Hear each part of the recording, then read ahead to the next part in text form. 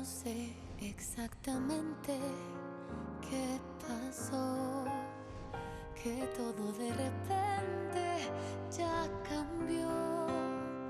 En nuestro diariamente lo bonito tristemente terminó. ¿A dónde va nuestro amor? Si cada día se va muriendo la flor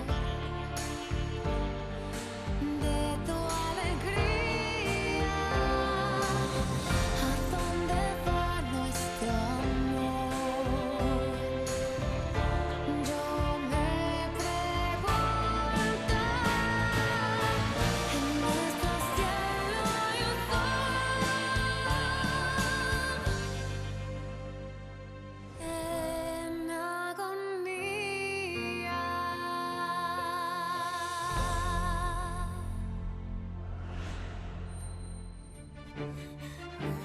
Takbo, Gian! Takbo!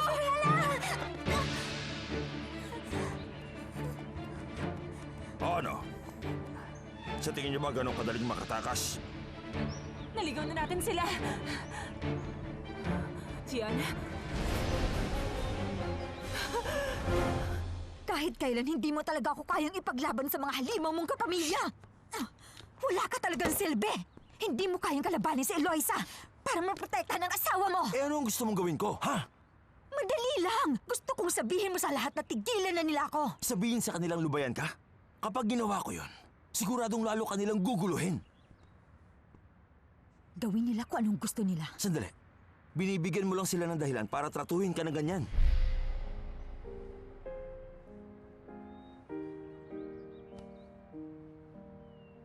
Bakit ako ang pinili mo, Osvaldo?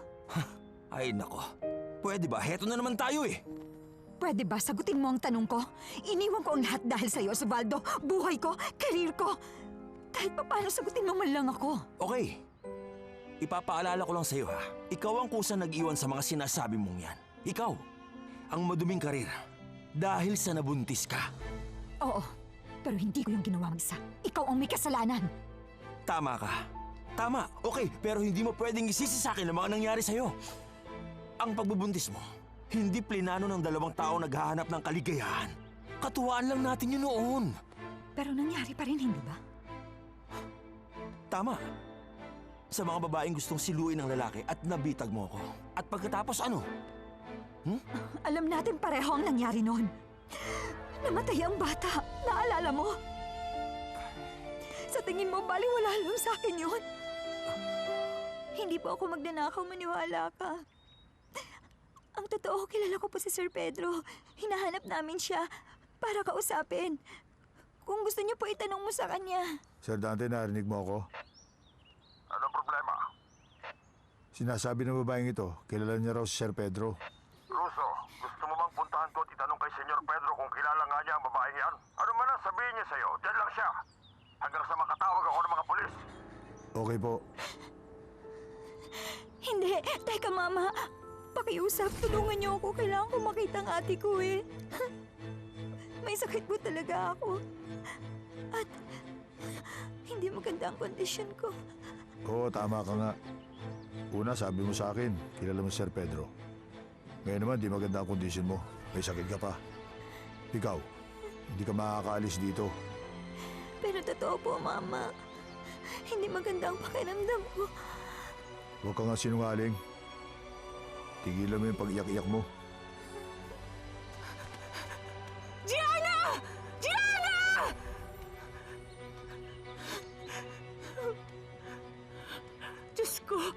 Diyos ko, tulungan mo ako. Parang awa mo na. Diyos ko! Naiwan ko ang kapatid ko. Kasalanan ko to kaya nahuli siya. Gianna! Gianna!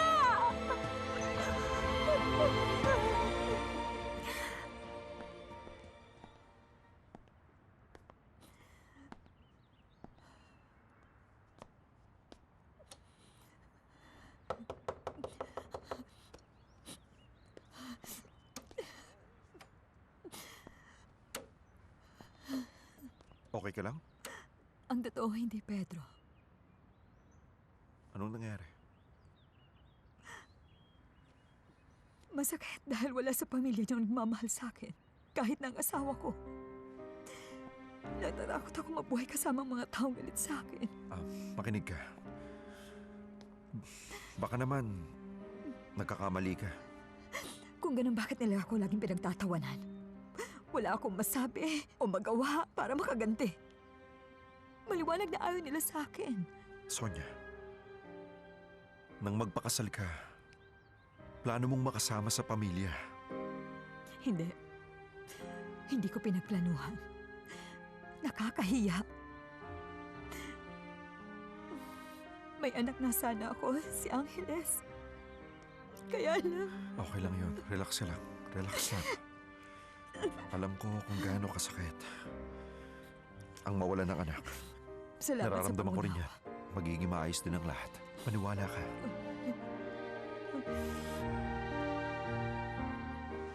Noon pa man wala akong natatanda ang okasyong pampamilya na masayang nagsasama-sama sa ganitong klaseng hapunan, hindi ba?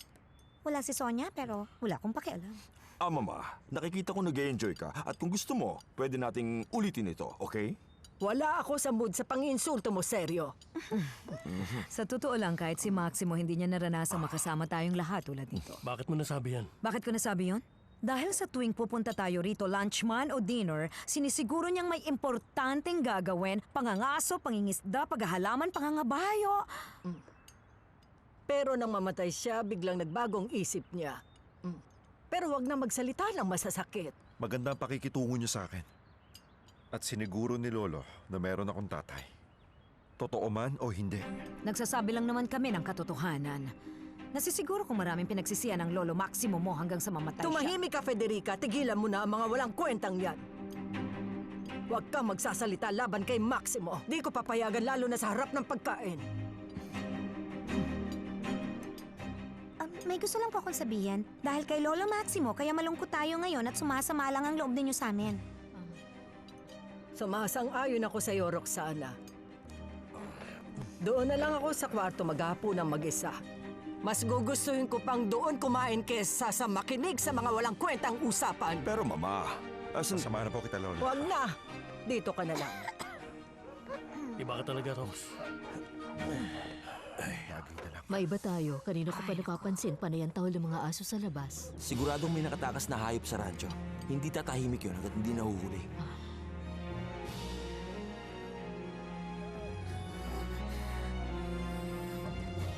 Ang ate ko nasaan siya? Nabalitaan niyo ba yung dalawang babaeng na aksidente? At yan nga ang usap-usapan kanina sa Dos Rios. Sabi nila patay daw yung isa. Oo, nakakatakot. Tumalisik sa bintana yung isa. Bang! Patay! Yung isa, naiwang nakaipit sa front seat at sa bintana. At pagkatapos... Sa pinto, yun ang balita. Pareho lang yun. Alam mo ba Halata namang... kung saan sila galing? O kaya yung pangalan o edad nila? Ganon? Hindi. Hindi ah. Pero bakit? Hindi nyo ba alam na yun ay importante? Bakit ba interesado kong malaman ang pangalan nila? Nakakapangilabot yung ikinuwento nyo tungkol sa nangyaring aksidente. Kaya inalam ko. Ang sabi sa akin ng lalaking umuusyoso, yung babaeng tumalsik sa bintana nakaliligtas. Pero yung naiwan, namatay. Pareho lang yun. Basta patay yung isa. Basta ang alam namin yung isa sa dalawang babae ay namatay on the spot. Siguro mas marami pang detalye bukas kapag inilabas na ang buong balita sa mga newspaper. Ayon sa mga baraha, may dugo at kamatayan ngayong araw. Pero Pwede ba hindi ko tigilan na inaasahan. natin to? Hindi tamang pag-usapan to sa harap ng pagkain. Senyor Pedro, maaari ba kayo makausap ngayon na sana? Huwag muna ngayon, Dante. Kumakain ako. Kasi senyor, ayoko na pong abalayan si Senyora Eloisa pero kasi ayon kay Fidel, kailangan lang po. May problema pong hindi kayang solusyonan. Pwede niyo po bang puntahan at tingnan, senyor? Excuse me. Sige. Senyor, hindi ko po matiyak kung ilang tao ang nakapasok sa bakuran. Pero nakakita ko ng dalawang babaeng pumasok sa radyo. Ang inaalala ko baka miyembro sila ng sindikato. At nagtatago lang sila sa paligid ng asyenda. Mabuti na lang nahuli namin yung isa at ikinulong ko. Pinababantay ako na sa mga tauhan natin. Delikado ang babaeng ito. At hindi ko alam, Senyor Pedro, kung bakit pinakikialaman ni Fidel ang trabaho ko. Delikado ang babae ito kaya dapat lang sa kanya. Sige na! Kumusta na? Ano lagay dyan? Mag-isa ka lang ba? Nasaan ang kapatid mo? Nasaan si Ate Fiorella? Pwede ba sagutin mo ko? Ang kapatid mo, nasan siya? Ate Fiorella, Ate, nasaan ka? Pumunta ako sa ospital para malaman kung sino yung mga babae na aksidente. Benito, anong ginagawa mo sa computer ko? Wala. Naghanap ako ng impormasyong kailangan ko. Siya nga pala, Don Vittorio. Hihingi sana ako ng day off para magpa-doktor. Medyo hindi maganda yung pakiramdam ko eh. Siguro sa sobrang pagod dito. Napapagod ka? Kawawa ka naman. Sa ano? Tingnan mo nga. Lagi ka rito sa loob. Mas mabuti pang lumabas ka at magtrabaho para may maitulong ka roon. Dumarami na tayo at nagkakaroon ng problema doon. Sige na, puntahan mo na. Paano yung day off? Pwede ba saka na natin pag-usapan yan? Sige na, magtrabaho ka na. Ngayon din, Don Vittorio. Problema, puro problema. Gusto pa ng bakasyon? Nasaan ang kapatid mo? Sabihin mo na. Nasaan ang Ate Fiorella? Oo, ang kapatid mo. Ano? Bakit hindi mo siya kasama? Anong nangyari sa kanya? Nasaan ang ate ko? Ate. Sir Pedro, sa palagay mo, ano ba ang dapat natin gawin sa ngayon? Hindi ko na alam, Fidel. Nalilito ako. Walang malinaw na detalye sa aksidente. Dapat narito siya! Dapat narito siya! Dante! Senyor! Fidel, dalhin niyo siya sa employees' quarter. Ano? Opo, sir. Pero pumasok siya rito, senyor. Trespassing siya. Tapos papayagan niyo matulog sa quarters. Hayaan mong gawin ko trabaho ko, senyor. Inuutos ko! Fidel, dali mo na siya, please. Siguraduhin mo makakakain siya. Ano pa hinihintay mo? Magiging maayos din ang lahat niya. Hindi ko maintindihan kung bakit niyo ginawa ito, senyor. Hindi ko maintindihan. Dahil responsibilidad ko sila.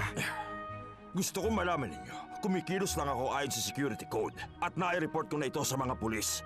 Hindi ko alam kung ano-ano ang sinasabi sa iyo ng mga magnanakaw na yon. Pero pinakawalan nila yung mga kabayo. Kabayo? Tama po kayo dyan. Tingnan natin kung anong nangyari. Bitiwan mo ako! Ano ba? Nasasaktan ako! Sabi na bitiwan mo ako eh! Ano ba? Wala akong ginagawang masama! Bitiwan mo siya. Pero... Narinig mo ako, bitiwan mo siya! Pero senyor, hindi siya Please maaaring... lang, kakausapin ko siya mag-isa. Dante, i-cancel mo ang report sa pulisya ngayon din. Ngayon din po, senyor. Matagal ko nang kilala ang pamilyang ito. Hindi ako makapaniwala kung paano nila nagawa. Dahil wala pa rin namang pinagbago. Sigurado akong hindi ka na makapaghintay na bumalik ang asawa mo kaya naparito ka, hindi ba? Well, at least may dahilan ka na para lumapas. Si Pedro lang ang tinatanggap ng pamilyang ito. Sa party, nakita ko kung paano siya tignan ng mga babae. Obviously, naaakit sila. Well, natural lang yon. Binata siya, guwapo, milyonaryo at wala nang iba pa. Pero hindi siya interesado sa isa man sa kanila. Isipin mong siya lang ang nagpapasigla ng party. Panalo ang babae makakabihag sa kanya. Oh, please, wag mo sabihin yan. Pero hindi isang trophy si Pedro. Para sa mga babae sa siyang trophy. Alam ko na ibig mong sabihin. Federica, baka gusto mo maglakad-lakad kasama ako. Nababagot ako. Julieta, ayoko maglakad. Mas gusto ko maglaro ng baraha. Kabisado na ng puso ko ang lugar na ito. Bawat kanto at sulok nito, kaya I'm sorry. Well, ganun. Ako na lang mag-isa, maglalakad-lakad ako.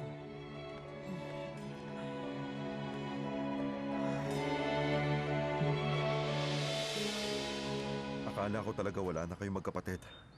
Dahil sa nangyaring aksidente. Anong sinasabi mo? Dalawang babae, dayuhang tulad yung magkapatid. Nakasakay sa taxi. Biglang na aksidente. Akala ko isa sa inyo ang nadamay at namatay. Mas matutuwa ka sana, di ba? Kung dalawa kaming namatay. Pero hindi. Narito ako. Buhay at malakas. Naiisip po siguro. Kaya ka pumunta rito mula sa Mexico dahil plano mong agawin ang bahay na ito. At syempre, lingid yun sa kaalaman ng kapatid mong may sakit. Ano bang problema mo, ha? Ni minsan di ko ginamit ang sakit ng kapatid ko para gumawa ng masama. Hindi ako magnanakaw! Sa tingin mo maniniwala ako? Kamakailan nakilala kita habang nagtatrabaho kakita niya. At ang pagkamatay niya, Ang ginagamit mong pang-blackmail sa akin! Alam mo kung bakit ko sinabi sa'yo? May sakit ang kapatid ko at kailangan niya ng gamot! Sinabi mo sa akin ng maraming ulit, alam ko na yan!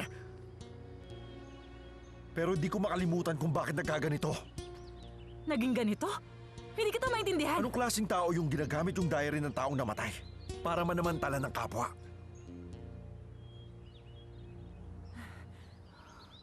Ang gusto ko lang naman ay gumaling ang aking kapatid. Wala nang iba pa. Sa tingin mo paniniwalaan kita? Hindi ako isang sinungaling. Humihiling lang naman ako sa'yo ng isang desenteng trabaho para maibili ko ng gamot ang aking kapatid. Kung ganun, bakit hindi ka dumating sa itinakda nating pagkikita kanina?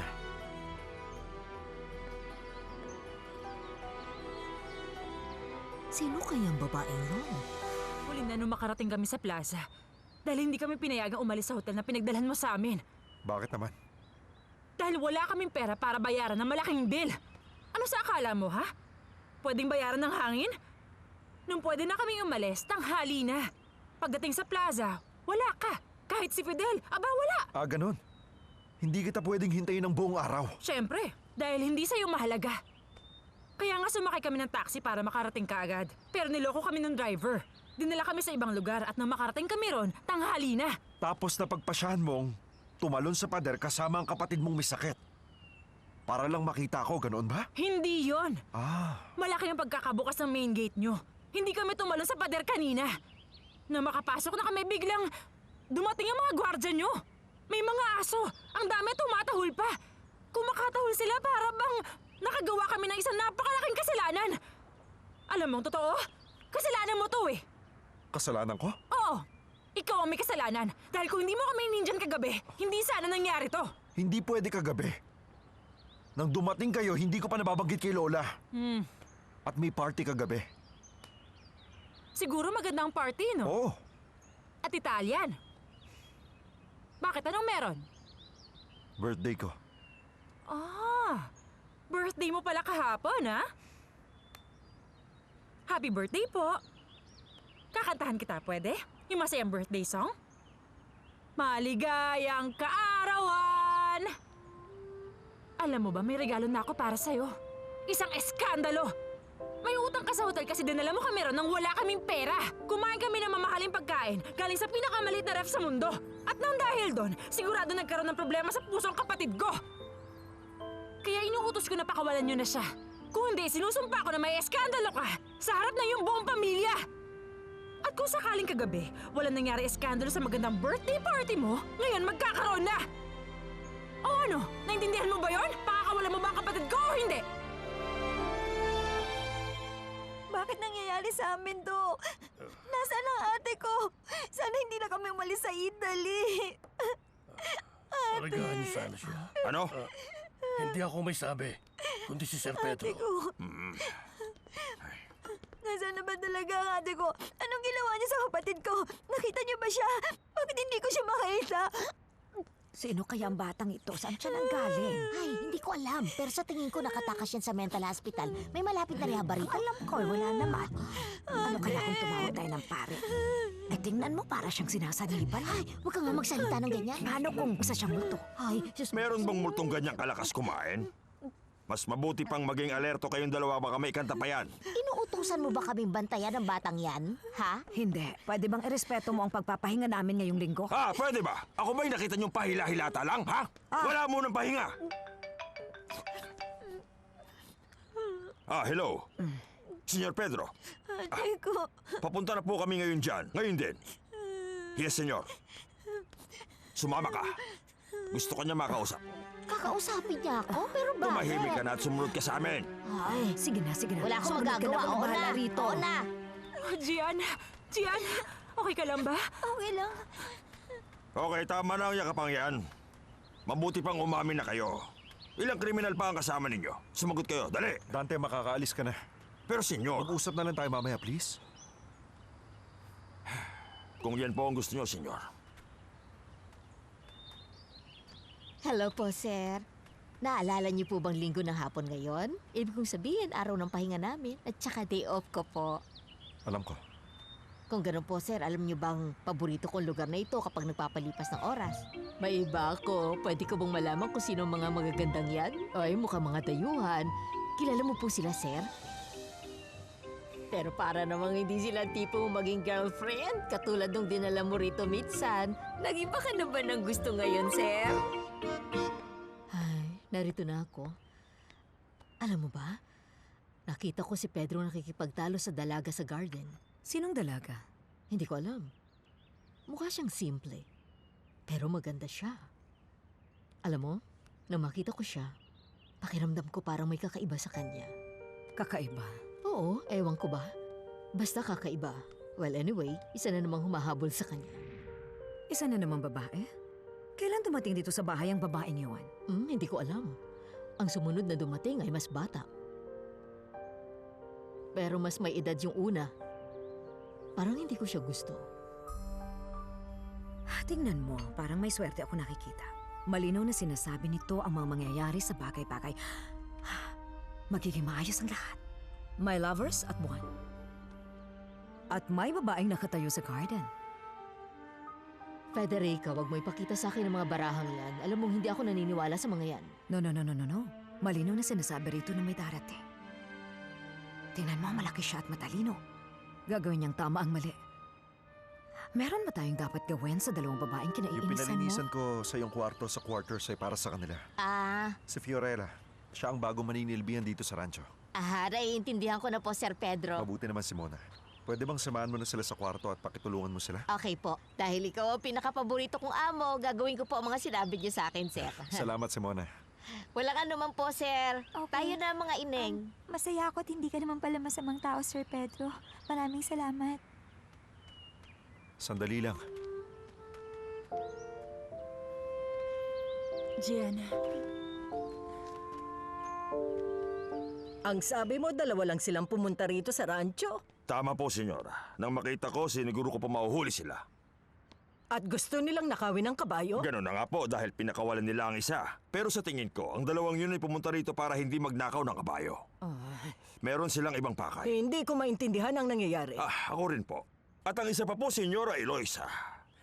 Ang ipinagtataka ko lang ay ang pakikitungo sa kanila ni Senyor Pedro. Bueno, ang opinyon ko, ano man ang gawin ni Pedro sa buhay niya at ano man ang dahilan ng mga desisyong ginagawa niya, wala ka ng pakialam. Senyora, aalis na po ako. Sana po makuha ninyo ang punto ko. Kapag may kinalaman sa trabaho, hindi ko po maiwasang makialam. Huwag kang masyadong mapapel, Dante. Maraming babaeng madaling mag-hysterical sa bahay na ito. Ipaalam mo sa akin ano man ang mangyari at paglabas mo, puntahan mo mismo si Pedro. Gusto ko siyang makausap. Masusunod po, Senyora. Maiwan ko na kayo. Ay, yun lang ang kailangan ko. Okay. Tignan ko nga. Gusto kong malaman kailan pa naging interesado si Pedro na maging sponsor sa mga namatay na kamag-anak ng empleyado. Ano kayang kinalaman ni Pedro sa dalawang babaeng bigla na lang dumating sa rancho, Maximo? Asahan mong ililihim kong kasunduan nating dalawa. Pupwede ka magtrabaho rito para gumanda ang kalusugan ng kapatid mo. Sana nga totoo yan dahil ayoko ng isang taong sinungaling. Sir Pedro. Totoo may sakit siya. Hindi yun kasinungalingan. Sana nga hindi yun totoo dahil ayoko mangyari yun sa aking kapatid. Hahanap ako ng doktor na titingin sa kapatid mo. Lahat ng gastusin sa gamot ay dediretso sa opisina ko. Ako na ang bahalang magbayad. Salamat. Mille grazie. Sabi ko na nga ba, mabuti yung kalooban. Salamat. Pangako, hindi ka makakarinig na anong mareklamo sa akin. Ako magiging pinakamagaling na empleyado mo. Huwag ka mag-alala. Si Simona na ang bahala sa mga kailangan mo sa trabaho. Okay. At ang pinuno ng mga empleyado naman, ang siyang magsasabi ng mga gagawin niyo. Opo, sir. Dalawang bagay lang ang gusto kong linawin. Ang una, panindigan mo ang palabas natin na ang iyong ama ay dating pensioner ng kumpanya ng aming pamilya at namatay. At yun ang dahilan kaya tinutulungan kita. Yes, sir. At yung ikalawa? Ang ikalawa, anuman ang maging dahilan, hindi ka pwedeng pumasok sa bahay. Bakit hindi? Dahil ayoko mapalapit ka sa pamilya ko. Nakilala mo na si Tanya at ang parte ng buhay kong yun ay gusto kong manatiling sikreto. Ipinapangako kung wala akong sasabihin kahit isang salita. Dapat lang. Ngayon, nakuha mo na ang gusto mo. Binigyan kita ng trabaho sa rancho kasama ang kapatid mo. Pero huwag kang magkakamali, Fiorella. Hindi ibig sabihin nito may tiwala ako sa'yo. At tuparin mo ang pangako mong walang sasabihin o ipapakita kahit kanino ang diary ni Tanya. Siyempre, may isang salita po ako. Sana nga. At magkunwari tayong hindi magkakilala. Pero titira ako rito, di ba? Siguro di may iwasan kung minsan magkita tayo, magkasalubong at saka... Hindi. Magtatrabaho ka sa Rancho Los Angeles. At ayoko mapalapit ka sa akin. At kung pwede lang, sana, ayoko na makipagkita uli sa'yo. Maliwanag ba yun? Yes, sir. Pero talaga bang hindi tayo pwede magkita?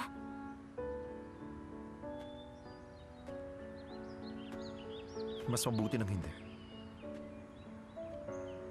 Okay, kung yan ang gusto mo, gagawin ko ang trabaho ko dahil sa kapatid ko.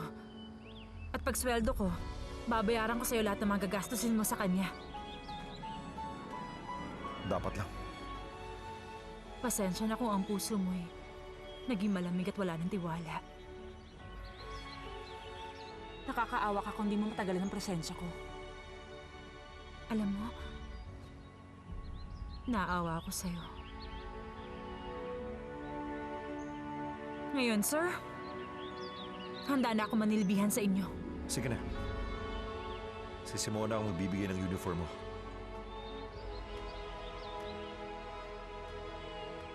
Magpapasalamat pa rin ako sa iyong lola. Dahil pumayag siyang manatili kami rito. Ewan ko lang kung makilala mo siya. Pero ipaparating ko sa kanya. Salamat. Makakalis ka na. Excuse me. Ano? Pinakawalan mo siya, senyor? Pero sinabi ko sa iyo kanina, senyor, na nahuli ko siya nagnanakaw ng kabayo sa rancho. Sandali lang. Nagkakamali ka, Dante. Magtatrabaho dito sa rancho sa Fiorella. At ang kapatid niya ay mananatiling kasama Pero, niya. anong ginawa sa iyo ng mga kriminal na ito't pumayag ka na lang bigla, Hindi senyor? totoo yan! Hindi kami kriminal! At isa pa, senyor, bilang pinuro ng seguridad, ang pangunahing tungkulin ko ay ang kaligtasan ng pamilyang ito. Eksakto! Kung pinuno ko na seguridad, di mo dapat iniwan bukas yung main gate at yung pintuan sa entrance. Mapagkakatiwalaan ng dalawang ito, Dante. Pero... Huwag ka mag-alala. Nakausap ko na si Lola. Alam na niya na dito titira ang dalawang babaeng ito. At kung may magtanong, alam mo na ang sasabihin. Si Fiorella ang bago nating empleyado at si Gianna ang kapatid niya. Naiintindihan ko po, senyor. Pero doon lang sila sa kwarto ng mga empleyado. Kaya inaasahan kong walang ibang makakakita sa kanila. Kung yun po ang gusto niyo. Pwede mo nang punta si Simona. Okay. Excuse me.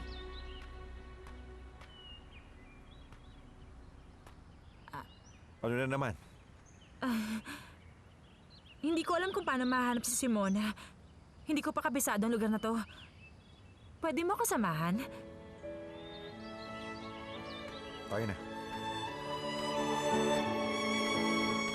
Sino bang dalawang babaeng yun? Well, Federica, hindi ko alam. Kanina habang kumakain tayo, dumating si Dante. Natatandaan mo ba? Baka yun na yung importanteng bagay. Di ba? Bakit? Ano nangyari? Well, meron daw dalawang babae na bagong dating at hindi natin alam kung bakit narito sila. Pero pinuntahan ni Pedro. Parang may kakaiba. Hey, Halika, Dante. Tanungin natin siya. Baka may alam siya tungkol doon. Dante, ano masasabi mo sa dalawang babaeng kasama ni Pedro? Ang isa ay magtatrabaho rito at ang isa naman ay ang kapatid niya. At sino naman ang umupa sa kanila? Sino pa si Senyor Pedro? Basta ako, wala akong katiwa-tiwala sa dalawang babaeng yon. Pero kung sinabi mo wala kang tiwala sa kanila, ba't tinanggap pa rin sila? Hindi ko maintindihan. Senyora, isa lamang po akong empleyado rito sa rancho. At walang karapatang magbigay ng opinyon. Paumanhin po sa inyo. Well, kung ganun, hindi ka dapat magtiwala kay Pedro. Siyempre naman. Pero hindi pa rin ako mapalagay. Hindi magandang nararamdaman ko sa babaeng yun. Ewan ko ba? Relax ka lang. Pagbalik ng asawa mo, sa'yo lang ang paningin niya. Don Vittorio yung hinihingi kong day off. Yung binanggit ko. Sige, sige. Kasi bibisitahin ko yung tiyahin kong may sakit eh. Akala ko ba magpapacheck up ka sa doktor? Oo nga, tama. Yung doktor ng tiyahin ko. Doktor ng tiyahin mo? Gusto ko lang sanang siguraduhin kung inaalagaan niya yung tiyahin ko. At saka para bisitahin na rin siya at makumusta. Sige. Bibigyan kita ng ilang araw na day off. Salamat sa iyo, Don Vittorio! Don Vittorio! Sige na, tama na. Huwag kang ang OA dyan. Okay, salamat. Salamat. Ang laki ng kwartong binigay mo at napakaganda. Ang malaki ay ang bilbil mo. Para kang kabayo, maya't maya ka kumakain. Di ka ba nabubusog? Hindi ka maintindihan, pero sa tingin ko nakakatuwa ka. Anong trabaho niyo nung napunta kayo rito? Alam mo, ako at ang ate ko ay taga-Italy. Pumunta kami rito para ikasasana siya sa isang mayamang Italiano. Kaya lang hindi namin siya nakita. Pero bakit sa Italy kayo galing? Hindi ba anak kayo ng dating empleyado? Oo naman! Kasi sa Italy kami nakatira bago mamatay ang papa namin. Siya lahat talaga ang sumusuporta sa aming magkapatid. Pero nung namatay ang papa namin, naiwan kaming walang-wala. Talaga? Kaya pumunta kami dito sa Mexico para magtrabaho sa haciendang ito. Dahil yun ang ipinangako ni Sir Pedro sa papa namin. Italiano? Oo, Italiano. Italiano yung kaibigan ni Ate Fiorella na magpapakasal sana sa kanya. Pero nung nakarating kami rito, hindi namin siya nakita. Kaya ayun, nakiusap kami kay Sir Pedro. Kaya napunta kami rito para tuparin yung ipinangako niya sa papa namin. Ang masasabi ko, senyora, hindi ko gusto ang pagtanggap niya sa dalawang yon na hindi mo na pinag-isipang mabuti. Dahil sa binigyan ko siya ng boto para makampante, ginawa niya lang kung ano ang tama. Naiintindihan ko po, senyora, pero hindi mo ba kayo interesadong alamin kung ano ang itinatago nila? Ang mas inaalala ko ay ang mga narito sa bahay. Ang mga batugang sanggano na inubliga sa akin ni Maximo para bantayan sila. Pero hindi naman po sila ganun kasama. Hanggat hindi nila natutuklasan kung ano ang dapat nilang malaman.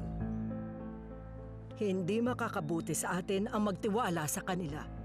Kaya mas mabuti pang huwag kang lalayo at maging listo. Senyora, pwede po bang magtanong? Nais niyo po bang manood ng pelikula? Gusto niyo po ba yung romantic comedies? Di po ba? Tama ka dyan. Paparelax po. Kailangan ko magkunwari. At susubukan ko makalimutan ang mga demonyo sa loob ng hasyendang to kahit sandali lang. Ayan, sige ganyan.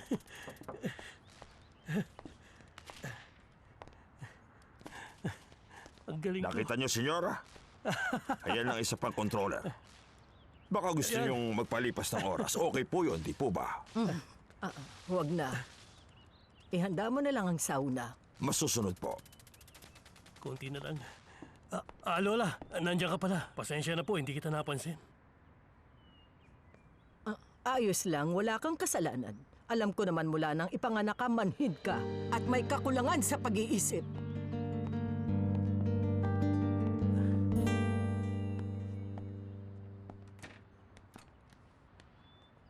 Ano bang akala mo? Palagi ako maghihintay sa'yo kapag ginusto mo? Hindi. Gusto ko magpasalamat sa'yo dahil tumupad ka sa usapan. Asahan mong ganun din ang gagawin ko.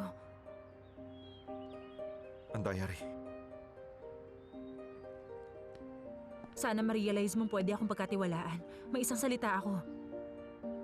Gusto ko rin humingi ng tawad dahil ginamit ko ang diary niyan para maobliga kang tulungan kami. Kailangan ko lang kasi mabigyan ng kapatid ko ng ganitong lugar para sa ikabubuti ng kalusugan ni Gianna. Sinabi ko sa'yo noon na dalhin mo kami rito. Kaya lang hindi mo ko pinakinggan. Dahil mahirap gawin ang gusto mo. At saka nagpapasalamat din ako sa Diyos dahil dinala niya sa buhay ko si Ma'am Tanya. Kung hindi dahil sa kanya, hindi kita makikilala. Ibig sabihin hindi ka masama, di ba? Dahil tinulungan mo kami. Kung ganun, magpasalamat. Hindi. Ako ang dapat magpasalamat.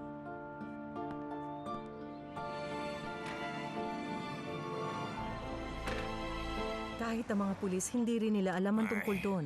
Walang bakas na naiwan si Fiorella at Gianna. Yung mga ospital na napagtanungan ko, wala ring alam kung anong nangyari dun sa aksidente. Ay, Reynaldo, kailangan na nating sabihin kay Don Vittorio ang lahat lalo na ngayon. Ewan ko, nalilito na ako. Kung namatay ang fiancé niya, kailangan niyang malaman. At kung may pera siya, kailangan niyang tulungan ang naulilang kapatid lalo na't may sakit. Dapat lang. Yan ay kung namatay nga si Fiorella. Ay, ano ba ito? Sana hindi totoo. Sabi ko nga, kung okay lang si Fiorella at ganun din ang kapatid niya. Alam mo magagalit si Benito kapag sinabi mo ang lahat kay Don Vittorio. Mali si Benito. Pakiabot ang telepono. Sino tatawagan mo? Ay, si Zacarias. Hmm? Para masabi kay Don Vittorio ang lahat ng nangyari. Wag na wag, Mama. Mama, anong ginagawa mo? Huh? Sasabihin ko kay Don Vittorio na maaaring patay na si Fiorella. Nako, wag po. Kailangan mo na masiguro na patay nga siya. Hindi natin hahayaang atakihin sa puso si Don Vittorio. Ay, pero anak ko. Mama, makinig ka. tama nang nasaktan siya na inakala niyang niloko siya ni Fiorella. Ipaalala ko lang, kasalanan mo ito. Hindi ito ang tamang panahon para magsisihan tayo. Ito na ang panahon para malaman kung ano nangyari sa magkapatid.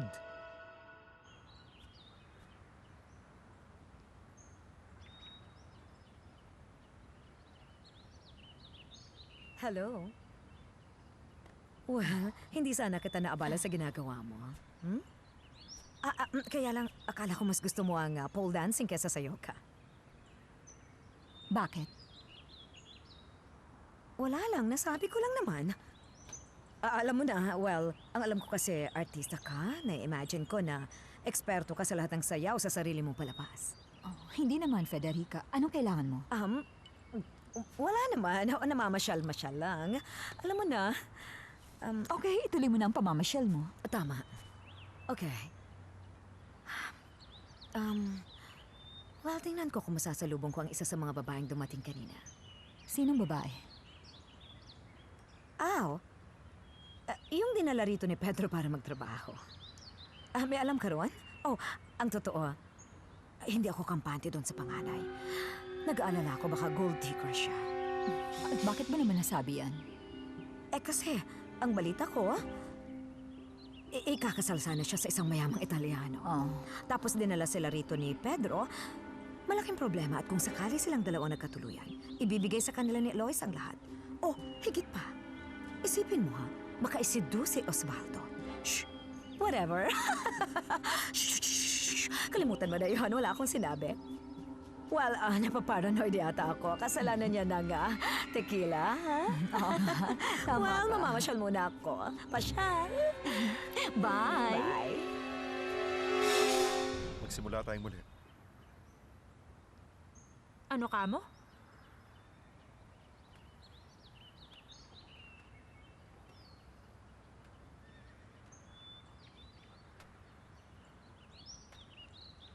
Sir Pedro, kung susubaybayan mo ako, mas mabuti pa pakinggan mo muna ako. Alam ko sinabi ko matigas ang ulo mo na parang bato. Pero sinabi ko ring busilak ang puso mo. Ang sabi ko ay kung pwedeng magsimula tayong muli ang ating relasyon. Anong relasyon ang sinasabi mo? Wala tayong... Ang relasyon nagsimula sa Maratea nung nabangga mo ako ng bisikleta. Naniniwala akong yun ang kapalaran. Nakalimutan mo lang sinabi mo sa akin? Sabi mo hindi tayo pwede magkita. Hindi mo ba naaalala yon? Nakakalito ang pag-ibig, Fiorella. Dahil nabubuhay ang pag-ibig. At nadarama. Ibig sabihin, pinagsasaluhan ng taong mahal mo nang higit pa sa buhay mo. Sinasabi mo bang... Oo. Mahal kita. Mahal kita, Fiorella. En nuestro cielo hay un sol en agonía. ¿A dónde va nuestro amor? Yo me pregunto y no me sé cómo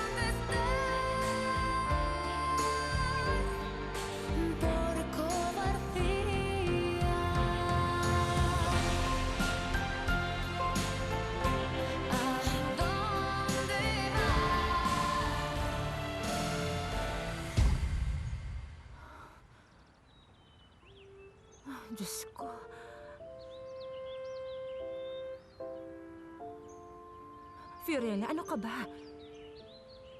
Pakakasal ka na kay Vittorio. Kailangan mo siyang hanapin. At isa pa, ayaw ka makita ni Pedro, di ba? Tigilan mo na ang pagpapantasya. Tama na.